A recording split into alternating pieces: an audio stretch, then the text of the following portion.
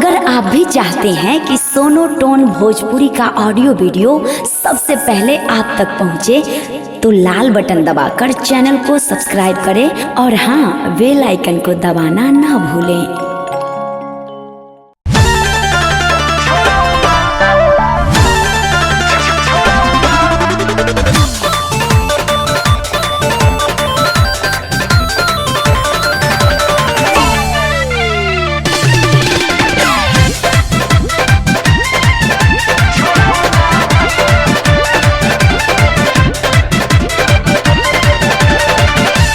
चढ़ल जवानी राजा छोड़ता पानी, दो चार काठा खाई तब जाके ये मानी। एक तो चढ़ल जवानी राजा छोड़ता पानी, दो चार काठा खाई तब जाके ये मानी।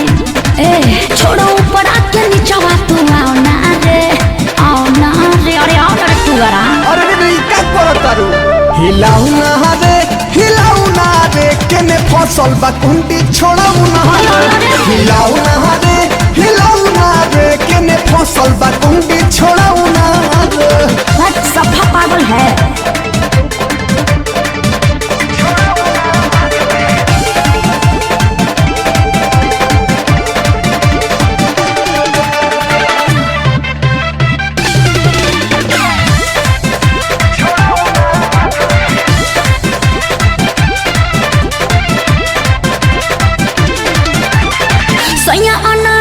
खेले ना खेला, दूध में पिस्ता मिला के पिएला।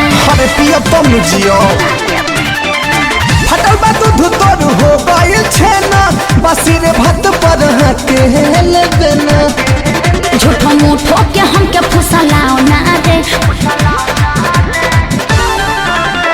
चल हट। हिलाऊ ना रे, हिलाऊ ना रे, केने फसल बा कुंडी छोड़ाऊ ना रे, हिलाऊ ना रे, हिलाऊ ना रे, केने फसल बा कुंडी छोड़ाऊ ना रे। साफा खत्म बनो।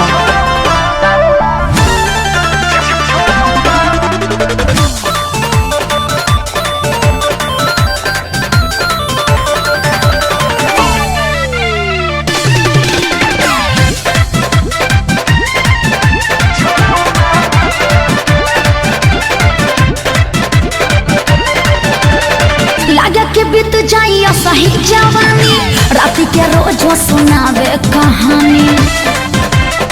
हाँ तो सुन लारे रंग बटे खोजे निशानी, एगो रे राजा रहने गोदानी। पहले अपन देखो शिव अविनाश के ऐसे समझाओ ना रे, समझाओ ना रे। साफा खत्म बड़ो। हिलाऊ ना रे, हिलाऊ ना रे, केने फसल बा कुंडी छोड़ाऊ ना रे, हिलाऊ ना रे, हिलाऊ ना रे, केने फसल बा कुंडी छोड़ाऊ ना रे। जाए मुझो हमरे खातिर रहो। खिसिया पे लुका।